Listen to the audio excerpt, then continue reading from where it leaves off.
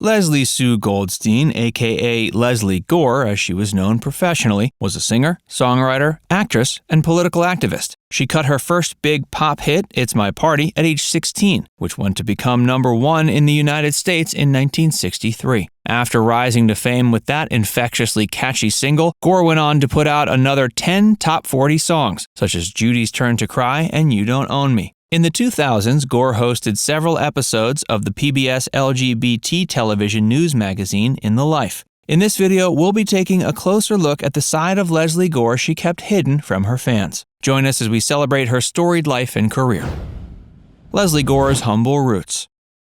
As we mentioned, Lesley was born Lesley Sue Goldstein in Brooklyn, New York, on May 2, 1946, although her family changed her last name to Gore, her mother's maiden name, shortly after she was born. She came from a middle-class Jewish family. Her father, Leo Goldstein, was owner of Peter Pan, a fairly profitable children's swimwear and underwear manufacturer. He later became one of the leading brand licensing agents in the clothing industry. Lesley's mother was Ronnie, and she was a typical homemaker of the time. While growing up in Brooklyn, Lesley had aspirations of becoming a singer. She got her chance to explore that path when she was a junior in high school, when her vocal coach recorded a demo tape that featured her vocal work and piano playing. The tape found its way to Quincy Jones, who was working as a producer at the time for A&R and Mercury Records. Jones pretty much took Lesley under his wing as her mentor, friend, and producer. While Jones is perhaps best known for his work with Michael Jackson years later, it was Lesley that made him into a star. Hey, if you're enjoying this video so far, be sure to give it a like and subscribe to Facts First if you haven't already. And keep watching to learn how Lesley Gore very gracefully came out as a member of the LGBT community.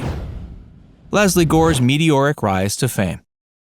Lesley had her first #1 single before she was even legally allowed to smoke a cigarette. She was 16 when It's My Party and I'll Cry If I Want To hit the #1 spot on the Billboard Top 40 chart. The record was certified gold and marked the beginning of a period when Gore's fans would quite literally show up on her front lawn in hopes of catching a glimpse of her. After the success of that track, Quincy Jones became the first black vice president of Mercury Records. He and Lesley then put out numerous singles that rose to the top of the charts and moved millions of records. A few of these hit songs included Judy's Turn to Cry, which charted at #5, and She's a Fool, which also peaked at #5. Audiences loved Gore because she seemed so genuine and empathetic. Listeners felt as if she was directly comforting them when they were dealing with the pain of losing a boyfriend to another girl or something of that nature. She embodied her persona quite well. Her role as the angsty, heartbroken schoolgirl suited her, and it wasn't that she was pretending. She really was that girl. Maybe the circumstances were a bit different from those experienced by her listeners, but in many ways she was in a very similar boat as the ones they were in.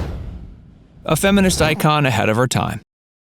When Gore put out You Don't Own Me in 1964, she went from being that sweet, heartbroken young schoolgirl to an independent woman with a strong voice. Even years later, Gore felt like there was something distinctly special about the track. The song not only changed the way Gore was viewed by the public, but also shifted the conversations that the public was having about women. It became this sort of anthem, proclaiming Gore's newfound independence while expressing feminist ideas that were extremely uncommon at the time. You Don't Own Me was written by John Madara and David White, two men, but it helped usher in a second wave of feminism and helped women realize they weren't just prizes to be put on display by their boyfriends, husbands, and the media. That message was nothing short of revolutionary. When Gore put out that song, she was still figuring out her life, who she was, and what she stood for. In a 1991 interview with NPR's Fresh Air, she explained she always hated what she called wimpy women, so when she first heard the song, she knew she wanted to do it. As she got a bit older, feminism would become a much bigger part of her life. But it's fascinating how, at the very height of her musical career, she was both viewed as somewhat of a bratty teen idol, as well as a strong, independent woman. Lesley Gore's coming out story.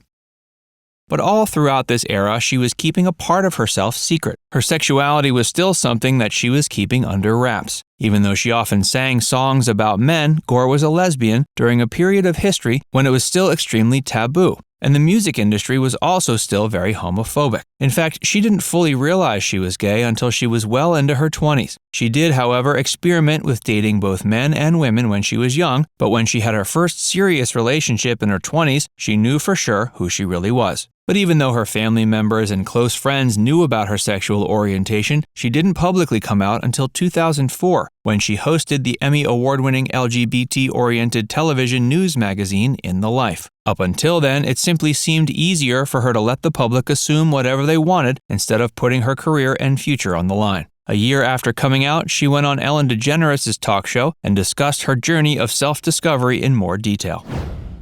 From pop star to activist.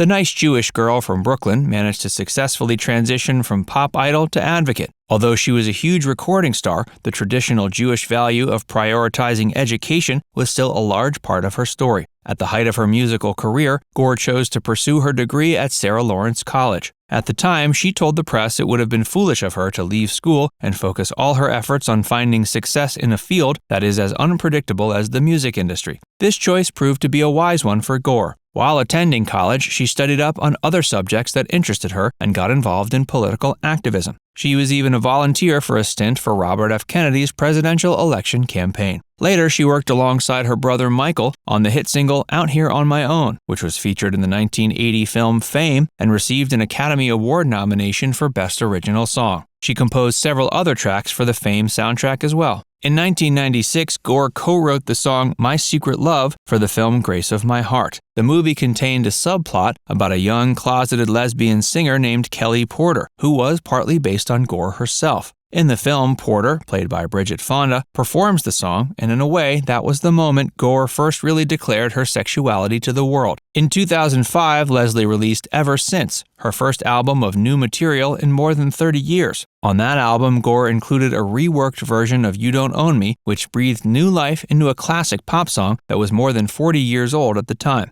Ever Since received positive reviews from most national press outlets. In 2011, she released Magic Colors, the Lost Album, but that would also be the last album she ever worked on. Lesley Gore's death and legacy.